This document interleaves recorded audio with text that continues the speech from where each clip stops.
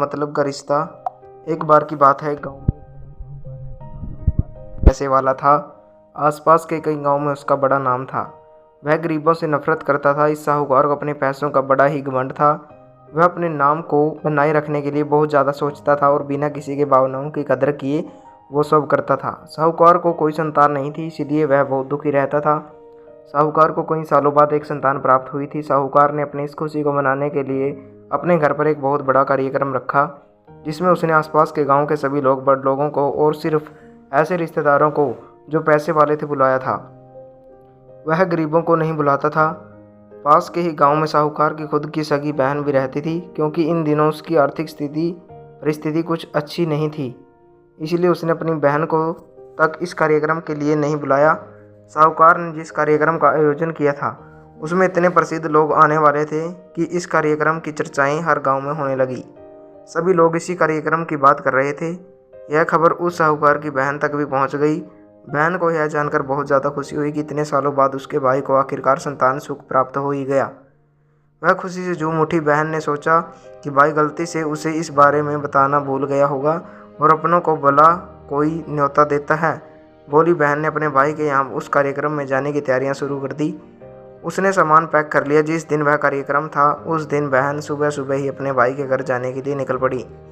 वह अपने मैले कपड़ों में ही चल पड़ी। रास्ते में अपने पुराने मैले कपड़े देख उसे ख्याल आया कि अगर किसी और के घर जाना होता तो मैं कैसे कपड़ों में जाने की सोचती भी नहीं, लेकिन मैं तो अपने घर मेरे मायके जा रही हूँ। वहाँ मुझे ये सब सोचने की कोई ज़रूरत नहीं है। वहाँ मैं कैसे भी जा सकती हूँ, वहाँ मुझे ये सब सोचने की कोई ज़रूरत नहीं। जैसे ही वह अपने मायके पहुँची, वहाँ का भव्य आयोजन देखकर वह बहुत खुश हो गई और उसे अपने भाई पर बहुत गर्व हुआ। वह सारे घर को देख रही थी। वहाँ पर वह जल्दी से जल्दी अपने भाई को मिलकर उसकी खुशी में शामिल होना चाहती थी। वह तुरंत सीढ़ियाँ चढ़कर घर के अंदर प्रवेश कर गई। उसने देखा कि उसका भाई मेहमान के तौर पर आए सभी अमीर और नामी लोगों का स्वागत करने में व्यस्त है। बहन जैसे ही अपने भाई की तरफ उससे मिलने के लिए बढ़ी, उसके भाई की नज़रें उस पर पड़ गई और अपनी बहन को ऐसे मैले पुराने कपड़ों में देखकर भाई ने उससे मिलना तो दूर बल्कि तुरंत बहाना बनाकर वहाँ से निकल गया। बहन ने सोचा इतने लोगों में बेचारा अकेला भाई क्या करे, ज़रूर उसे कुछ काम याद आया होगा, इसलिए वहाँ से चला गया होगा। चलो मैं भाभी से मिल के आती हूँ, बाद में भाई से मिल लूँगी। बहन बाद में अपनी भाभी से मिलने गई। भाभी ने उसका स्वागत किया और उसे गले से लगा लिया और उसे खाना खाने के लिए आग्रह किया। बहन ने सोचा ठीक है, पहले खाना खा लेती हूँ, फिर बाद में आराम से भाई से मिल लूँगी। बहन खाना खाने के लिए बैठी। साहूकार ने देखा कि अपनी सभी धनवान मेहमानों के बीच उसकी गरीब बहन बैठी हुई है। उसे बहुत बुरा लगा। सभी कीमती पोशाक पहने लोगों के बीच उसकी बहन जो पुराने मैले कपड़े पहनकर बैठी थी, यह साहूकार से देखा नहीं गया। उसने अपनी बड़ी बहन को अपने पास बुलाया, भला बुरा सुनाया। बोला, बहन तुम ऐसे कपड़ों में क्यों आई? तुम चली जाओ और वापस ऐसे कपड़ों में मत आना। बहन ने अपने सपने में भी नहीं सोचा था कि उसके साथ कभी ऐसा व्यवहार भी हो सकता है, और वह भी उसे के खुद के मायके में। अपना अपमान होने के बाद बहन तुरंत अपने घर ससुराल जाने के लिए चल पड़ी। बहन इस बात को समझ ही नहीं पा रही थी कि उसके भाई ने उसके साथ इतना बुरा व्यवहार किया। उसकी आंखों से आंसू नहीं थम रहे थे, वह रोती ही जा रही थी। रास्ते में उसे अपने पुराने दोस्त मिली। उस दोस्त ने उसे रोने का कारण पूछा। हालांकि बहन उसे कुछ भी नहीं बताना चाहती थी, लेकिन दोस्त के बार बार पूछने पर उसने उसके साथ हुई सभी घटनाएं उसे बता दी और फिर रोना शुरू कर दिया। उसकी दोस्त एक समझदार महिला भी थी। उसने कहा, अगर तुम मेरी बात मानो तो एक दिन तुम्हारा भाई खुद तुम्हें अपने यहाँ बुलाएगा और तुमसे माफ़ी मांगेगा। बहन ने उसे कहा कि मैं तुम्हारी हर बात मानूंगी, बताओ मुझे क्या करना होगा। दोस्त ने कहा कि तुम इस अपमान को, इस दुख को एक दिशा दे दो और कोई गृह उद्योग शुरू कर दो। उसमें इतनी मेहनत करो कि उस काम में तुमसे अच्छा कोई भी ना हो। बहन को अपने दोस्त की बात सही लगी। उसने घर पहुंचकर अपने आंसू पहुंचकर उसी दिन से एक काम शुरू किया। उसने दिन रात मेहनत की, अपने साथ कई और गांव की महिलाओं को जोड़ा और देखते ही देखते उसका गृह उद्योग चल पड़ा।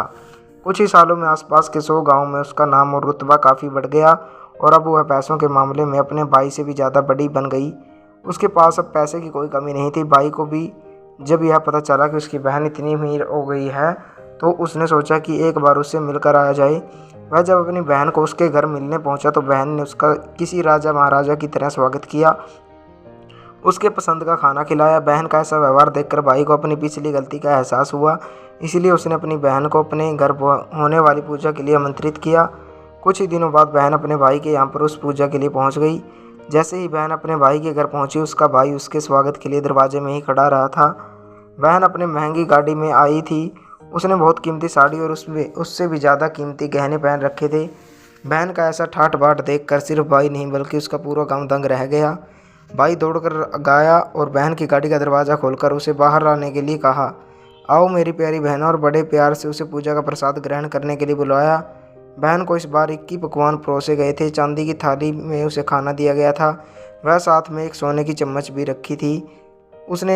उसके बैठने के लिए बेशकीमती कुर्सी रखी गई थी। बहन को यह सब देखकर उसके वह पुराने दिन याद आ गई जब भाई ने उसे बिना खाना खिलाए ही बुरा बुरा कहकर वापस लौटा दिया था।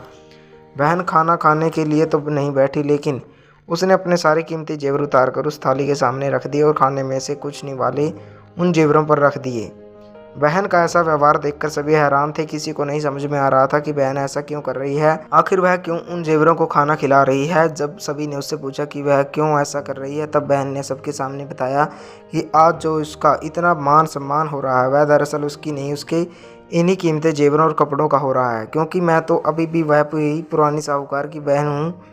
अगर कुछ बदला है तो वह मेरी परिस्थिति है, मेरे कपड़े और गहने हैं।